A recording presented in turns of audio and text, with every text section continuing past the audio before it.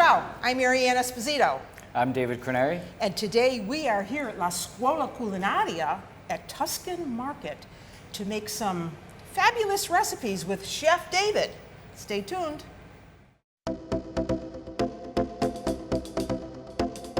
And that's all there is to it. I mean, cooking doesn't have to be complicated. Add the cream. So about a half a cup of heavy cream goes in here. You did a great job, Mary Ellen. Thank you, Mary. With the base of the pan. It's a little rumba action. I've got a relatively clean hand to work with. I always say you have to keep that hand clean so you can answer the phone. There you go. Yeah. Ciao!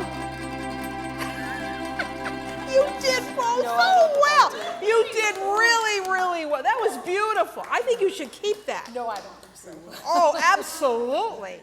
So what do we do first? Make the pasta? Yep, we're gonna start with the pasta, and that way it can rest while we get everything else together. Okay. Now you're gonna do this in the fontana? Yep.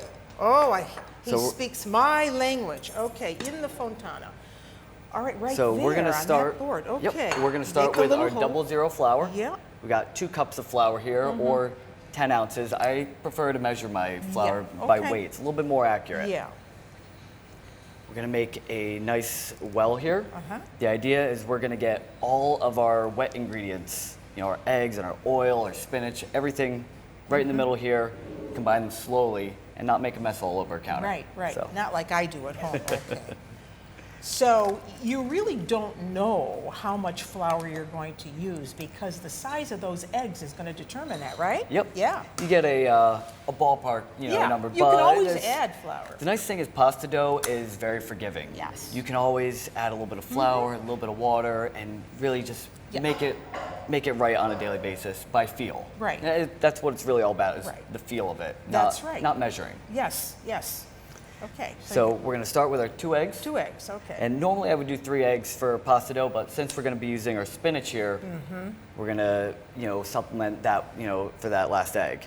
Now, how much spinach is that? Did you just cook down maybe like a pound of spinach? Because spinach, when you cook it down, it's nothing. Yeah, that really was about a pound. Yeah. And it cooks down to just this little amount. It's going to give a nice, pretty color. Yep. All I did was I blanched this in hot water for about 30 seconds, and then brought it over to the blender, pureed it, and that's it. Okay. All right. So from here, we're going to mix all of our wet ingredients. When doing this, I always like to keep one hand wet, one hand dry. Wow, who does that sound like? Because if I ever need a little extra flour or anything, I've got a relatively clean hand to work with. I always say you have to keep that hand clean so you can answer the phone. There you go. Yeah. This is pasta fresca, not pasta seca. Pasta seca is dried pasta that you would buy, in a package. So fresh pasta like this with eggs is a totally different thing. And it cooks a lot faster. Oh, very much. Much faster. Yes. Yeah, this pasta, pasta fresca, it takes a minute and a half to cook tops. Not long. All right. Good? Yep, I'm pretty happy with that. Okay. So we're going to wrap this up. Okay, good. Chef David, I noticed that you have about 4 cups of watercress. That's interesting. And what are you going to do with it? We're going to turn that into a pesto today. Okay. Pestos are big in Italy, aren't they? They're big, but everybody knows basil. But it isn't the only one, right? There are other pestos. You can really turn any herb into a pesto, whether it's basil, arugula, watercress, a simple, parsley, pesto. As long as you have these basic ingredients, you can create a pesto. Yes. You start with your herb or your leafy green. Yep. Today, like I said, we're going to use watercress. Yep. And then you've got these staple ingredients that you got to have. Your garlic. I like roasting mine. Okay. Personally. Yes. Nice flavor. Yeah. So this we roasted in the oven. Okay. Submerged in olive oil for about 2 hours at 200 degrees. After that, we've got our pine nuts. Yeah. For these, I lightly toasted them, about 7-8 minutes at 350 degrees. Just that simple toasting is going to bring out a big depth of flavor. Anytime you're using pine nuts, walnuts, almonds, anything like that for a pesto, I highly recommend toasting them. Yep, absolutely.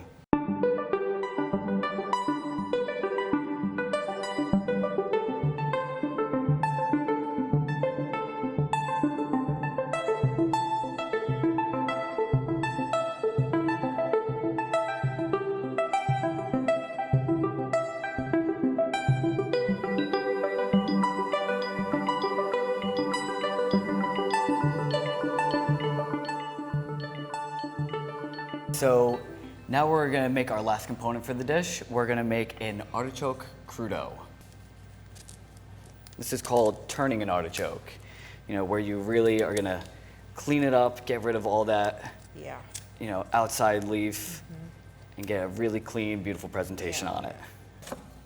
Now, the thing about artichokes is that once they're exposed like this to air, they're like avocado. They start to go south. They start to get brownish. So oftentimes I'll use a lemon with them, just kind of rub them with a lemon just to keep that green color a little longer. But this is really thin, That's where the idea of using a vinegar base for this came from, because you need some sort of acidulated liquid to put them in. It's good. And you put it in right away. If they sit even the next 2 or 3 minutes, you're going to start browning. Right. Very good. So we can, from here, we're just going to, thank you. We're going to let them sit in our vinegar marinade. And, they can sit in there anywhere from an hour up to overnight, really just soak in all that good flavor. Great. And that's it, simple as that. What's next? Next, we're going to roll out our pasta dough. Let's do it. All right. So you can see it's just by letting it rest, the dough has really come together. It's going to be nice. Easy, it's not tacky. Yep, it's going to be nice and strong and get a real good stretch out of our dough. Yeah. So I'm going to start by just dusting it with a touch of flour, just to help with getting it through this machine and making sure that it doesn't stick. Yeah. You're going to put the whole thing in? I am. Wow. Okay, mine, you have to, do it in pieces, but this is a big thing. Yep, we're going to end up with a long sheet of dough. But we're going to be in New Jersey by the time you roll that out. Okay.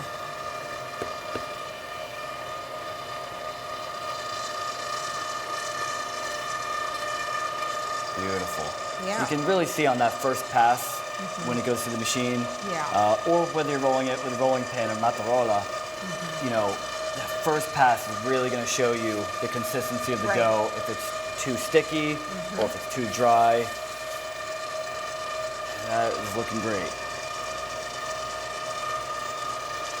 Yeah, by the time you get this to the thinness that you wanted, it is going to be very long. Oh, yeah.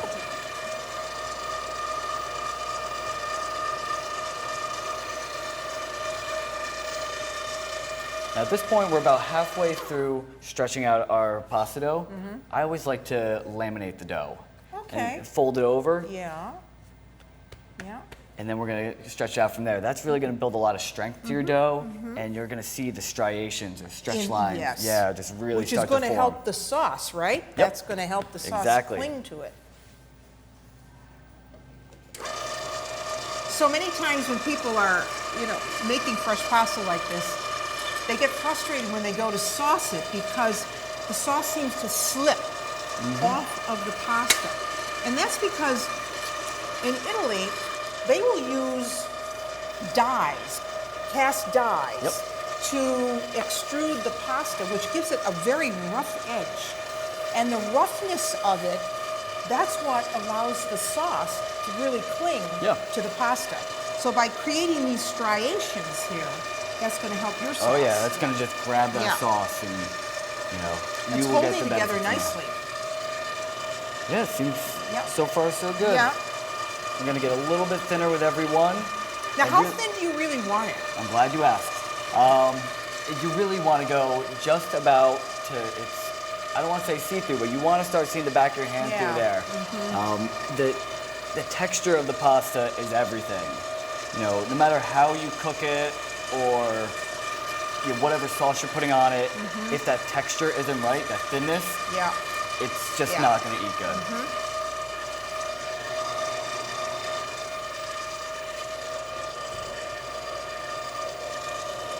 Thank you.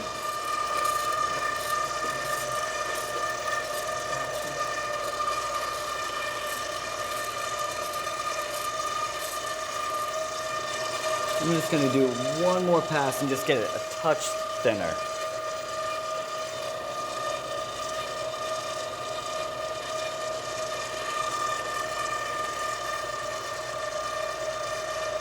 I told you we'd be in New Jersey. Keep going. All right, that's looking good to me. You can see how you just barely start to see. Yep. Okay. Wow. Okay.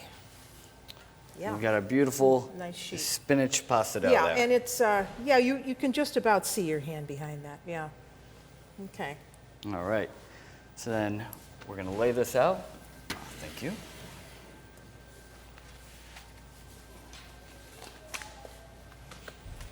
And we're going to cut it into sections. You know, you want to think about how long do you want your linguine. Yeah. So, you know, about a foot, give or take. I'm going to lay that out like this, and I'm going to now bring in some semolina. Okay. That's really going to help, Yeah. you know, keep it from sticking together when we do our cuts. Right. And this is the flour that I was telling you that you would use if you were going to make a dried pasta, right? Yep, exactly. Semolina and water. Yep. A lot of people think that you have to have semolina for different, you know, for pasta making in general. No. But no, Not it's for fresh pasta. Nope, it's a regional difference. Right. It's, you know, whether you're making fresh or if you're making egg pasta, Right. eggless pasta. It's really Yeah, and this is going to allow you to unfold that. Exactly. Because the semolina is there. It acts like a little, you know, abrasive, really. Yep. To give you that. So this is now your linguine cut. Yep. Yeah. And you can, you know, this whole process we've done, you can make this into whatever shape pasta you want. Yeah. You know, if I want to cut it thicker, I get a pappardelle. You get pappardelle. If You I could wanna make a cut- lasagna sheet out of this. Exactly, yep. Yeah. You could do ravioli. Yep. You could do maltagliati, right? Well, I was about to bring that up. So all these little pieces here Yeah. that I cut off Right. the end. Maltagliati. Yep. Don't throw that away. That maltagliati Yeah. is bad cut pasta. Bad cut pasta. It goes in soup, right? Yeah. Exactly. She's done this before. Yeah, right. Yeah, all these little bits, Yeah. you just put them in the soup, you know, Yeah. and it doesn't matter what the shape, what the Right. cut is, because Yeah. it's all just pasta and soup at that point. Yeah. So nothing goes to waste. Plus, then everyone knows that you made that by hand because it's badly cut. Yep. Yeah. Beautiful. So to say that pasta can make you fat is really not true. No. If you eat it in moderation the way the Italians do, right? Yep. Because when I tell people a pound of pasta will serve 8, they look at me like, oh no, she's crazy. But that's true.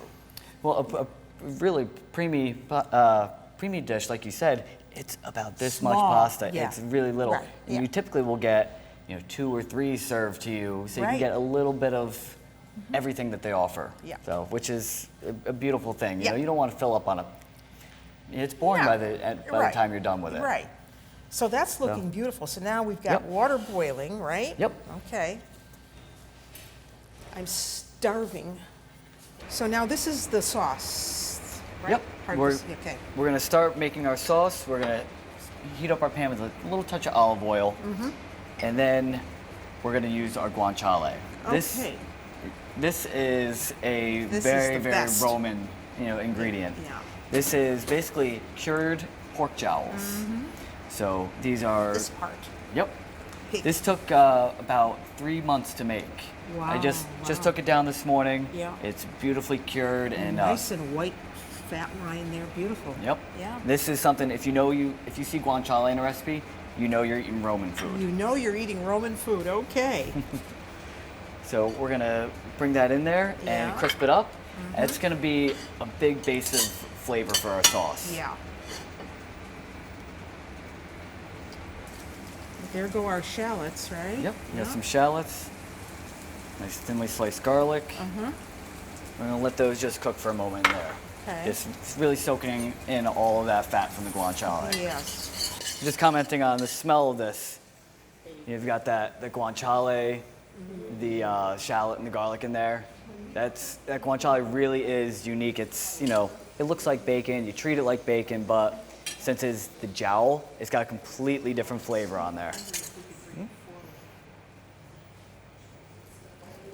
Yeah, that muscle works all day long, you know, from the pig just chewing and chewing. So it becomes very tough and almost a bit gamey, but in a good way. So, you know, it's a muscle that you want to either cure or cook for a very, very long time. If it's fresh, you can braise it. It's going to take 4 or 5 hours to braise, so because it is so tough. So then we're going to bring in a little bit of butter.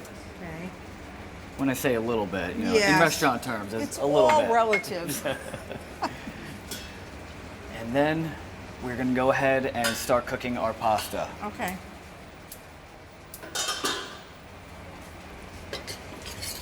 So we are gonna use some of the water from this. At the end, that's always important. Yep, but you wanna make sure that you have that starch from the pasta in that water, and then that's gonna help really thicken your sauce up. Right. All right, and then last thing we do before we add in our pasta is we're gonna take this beautiful pesto we made earlier. Yes, the watercress pesto. Oh, beautiful. So the pesto, when you're using it as a pasta sauce, it really needs some sort of medium, whether it be, a burro fuso or a little bit of cream. Something, Yep, because otherwise it's just gonna end up an oily mess on your plate when you hit it with the fresh pasta. So now we're gonna get a nice creamy sauce. Beautiful. It really is pretty. From here, our pasta is ready. Yeah, not even 2 minutes. Nope. Fresh pasta, like you said, it's very, very quick. Gorgeous. Now I'm actually gonna take a little bit more of our pasta water. Because there's starch in that water, and that's what's going to help bind that sauce to the pasta. Beautiful.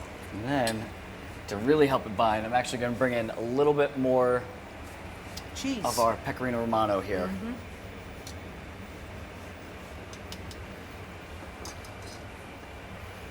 It's really going to help thicken it and really cling to that pasta. Beautiful. All right, so our pasta is finished. Time to plate it, and then we're going to bring those artichokes back in. It really is vibrant looking, just beautiful. Wow. Oh, Beautiful. I'm ready. Then we're going to take some of these beautiful shaved artichokes. Yeah. It's going to give a really nice texture to it, Yeah. and just, vibrant color too. Wow. That looks like summer in a dish to me. That is summer in a dish. Do you have a fork? Yep. And then just because you can never have enough, we're going to get Right, a little bit more of our pecorino romano on top. Ah, there Chef we are. David, that is a masterpiece. Next up, simple broccolini pesto. So when you buy it in the store, you buy it like this in a bunch. And when you get it home for this particular recipe, we want to just use this part, see? So we want to just break that up into small pieces like that. Don't throw this out because this can go into soup, as you mentioned with the artichokes. And then what you want to do is blanch it. So I just took this into a pot of boiling water, a little bit of salt for just about 2 minutes or so. Then I shocked it in ice water. So you want to get a big bowl of ice water ready, and as soon as it comes out of the pot, you want to put it in the ice water. That will stop the cooking immediately, and it will keep this really nice color green. So broccolini, for this you need about 1.5 cups, 2 cups, and it's a very simple process now to make this. So this would be good for any type of shortcut pasta, like a fusilli, a rigatoni, a ziti, something like that. So we want to start with putting the broccolini in a food processor, or you could do this in a blender. We want a couple cloves of garlic. This is so simple. You want some nuts, and here we used walnuts. So I toasted the walnuts. Yep, perfect. So about 1/2 cup of that goes in. And then we want some fresh basil leaves, about 1 cup, but you don't want to put those in until the end because they get too bruised. Yep. So I'm going to move this out of the way. And then we want some marinated artichoke hearts. Now you used the fresh artichokes. These are marinated, and the reason I'm using these is because it really gives this a nice flavor. So you just want to cut them up. Doesn't have to be anything fancy because they're going to go into our food processor. And you want the liquid, the olive oil, all that marinade to go with it. So that goes in. See how fast this is? And now, just wipe my hands. We want to put our lid on. And if we need to add some olive oil, we're going to do it. So pulse, and I like to just pulse it up until it's where it should be. Give this a little bit of olive oil. Now this isn't going to be as loose as yours because this is going over a chunky type of pasta. It just goes to show that, you know, we talked earlier about how many different types of pesto you can have. You know, 2 completely different types here, Right. both still very much pesto. Right. Now, I'm going to add those basil leaves because I don't want them to bruise too much. They go in. I'm going to add some Parmigiano Reggiano. Make sure you're using the real thing, and you'll know that by looking at the pin dots right on the rind. Don't buy that stuff in a box. I'm going to put a little bit of cheese in, all of it actually. Put this back on. See how quick this is? And with that motor running, I'm going to keep adding some olive oil until I have the right consistency. I don't want it soupy, but I don't want it thick either. So, as soon as I think I have the right amount, I'm going to stop and taste this. And let's see, I need a little, let's see what we got here. Ooh, that's just about right, but it needs a little bit of olive oil. Sale. We need sale. So a little bit of salt. And you want to do this on a chunky pasta now, not a smooth pasta. This goes back on. A little bit more olive oil.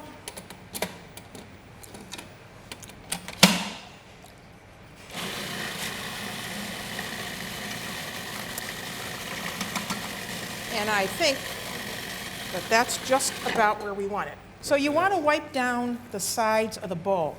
And you see that this is not a loose pesto. Oh, nice and chunky. It's nice and chunky, so it's going to hold on that pasta. So now that we have this, it's time to cook that pasta.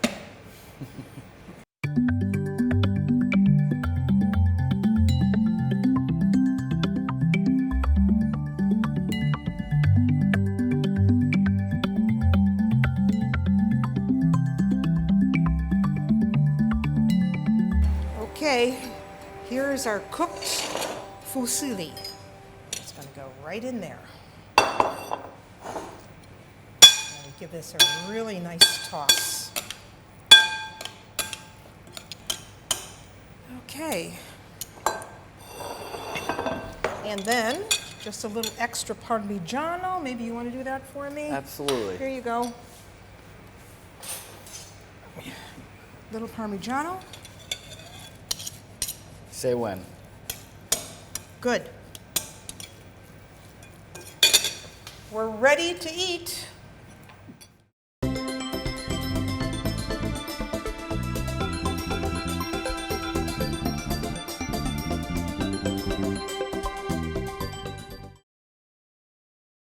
David, didn't we have fun in the kitchen today? Oh, today was a blast. We worked with artichokes.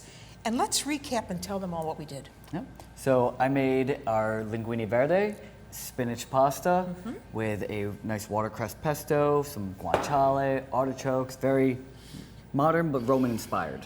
Delicious. I can't wait to eat that. And then we did the quick version of a broccolini pesto with artichokes that are marinated. And here we have it with a twisted type of pasta called a fusilli. David, thank you for cooking with me. I learned a lot from you. Oh, thank you for having me. Chin chin. Chin chin. And until I see you, Nella Cucina again, I'm Mary Ann Esposito. I'm David Craneri. Ciao. Ciao.